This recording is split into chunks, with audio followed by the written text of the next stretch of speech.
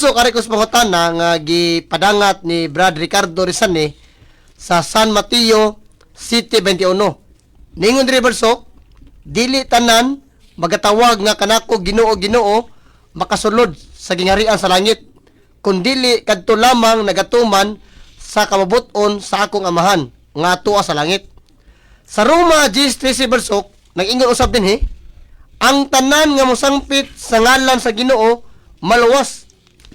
Pangutana ni Brad Ricardo Bersok, hain man ang sakto ni ini nga niingon nga dili tanan nga nagtawag kaniya Ginoo maluwas, or kining naa sa Roma 10:13 nga ang tanan nga mosangpit sa ngalan sa Ginoo maluwas. Palihog ko kapatid na Bersok. Mayo kayo ni pungutan na hatong kay klaro man ang distinction, no? Sa Mateo City 21 at 23, dili ang tanan nagtawag ka na ako, Ginoo makasuod sa langit. Kung dili kadto lang nagtuman sa kabubuton sa kong amahan nga tuwa sa langit. Pero sa Roma 10:13, wa mingon dili tanan, ang tanan yun. Ang tanan nga nagasangpit sa kong ngalan maluwas. Mana nga, mag-iisakto na ini. Ang tanan nga magasangpit maluwas o kini bang dili ang tanan? Ang duha sakto ni, pero kanang ang tanan, subot ang tanan nga nagsangpit nga nagatuman sa kabubuton. Wanang paingon nga dili tanan, nya diri tanan, ang sabot niya ng tanan, katong nagasangpit nga nagatuman sa kabubuton sa Ginoo. Kay what is generic or general in one space, one line, and we can come across the specific and particular, defining what kind of goal. Giklaro na usaw na to pagtawag. Pagtawag nga nara sa dila, pagtawag nga, ginabuutan lagi ko, nitanong na ko, pero pagtalikod, niya pag-adto na to sa nagtuya nga lingla o parayag siyawa, wala, dakinas na ta. So muna nga, doon ay pagsulay. O kanang pagsulay, mabuntog rin na nato kung hibaw ta sa sikreto. Anang tugan na to mo sa San Pablo, sa Tito 2:11-12.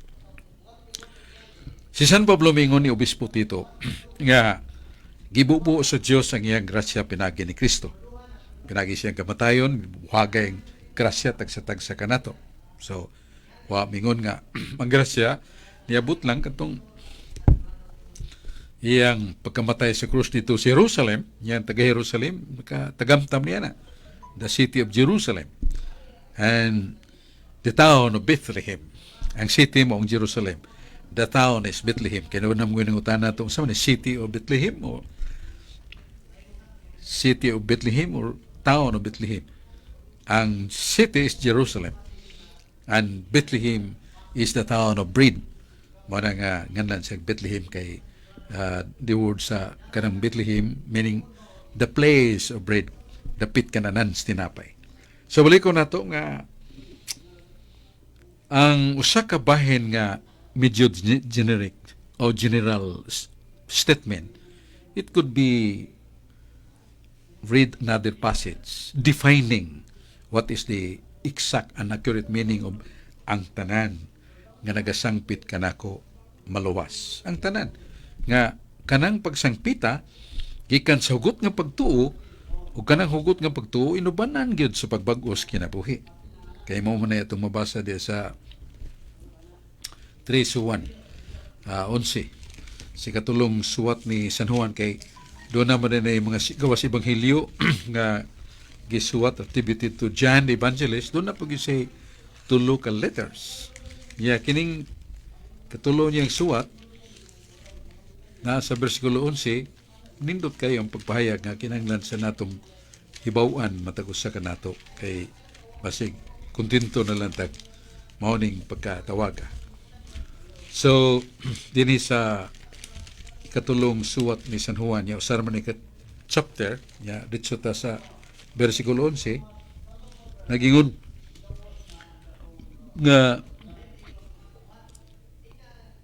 mga hinigugma, dili mo pag-awaton ang dautan. Ayaw abi-abiha o entertain ang dautan, kundili ang maayo. Ang nagabuhat og maayo, iya sa Dios. Apan ang nagabuhat og dautan, dili makakita sa Dios. So, mga hinigugma, mo'y awata. To somewhat ka ng pag-awat, to desire, to achieve, sa unsa man. Ayaw pag-awata, ayaw tinguha ang ma-achieve ni mo ang dautan, kundili ang maayo. Ang nagabuhat og maayo, iya sa Diyos. Ang nagabuhat og dautan, dili makakita sa Diyos. Wala ka doon na magoy ubang relihiyon nga, tuo lang, sige ka magbuhat og maayo. Luwas naman ka, basta tuo ka. Di masugot ang Ginoo niya na. Kinahanglan nga ng imong pagtuo, nagabuhat yung maayo, aron nga doon ay pruhiba nga makaluwas. So, muna nga, mabasa na to sa ikatong suwat ni San Juan, Kapitulo 1 naman na niya, versikulo 11. So, muna nga itong specification kanang pagtawag. Nga naagid sa itong kasing-kasing ang pagtuo nga inubanan di lang sa tinguha, kundi sa pagbuhat ug maayo ug pagsalikway sa dautan. Kay nagbuhat og maayo, iya sa Dios. Ang dili magbuhat og maayo, iya sa dautan, iya si Yawa. So, muna ito ikatubag sa pangutana ni Dennis, pero iyan ni Ricardo Ricardo Rizal ni Busok. Rizal.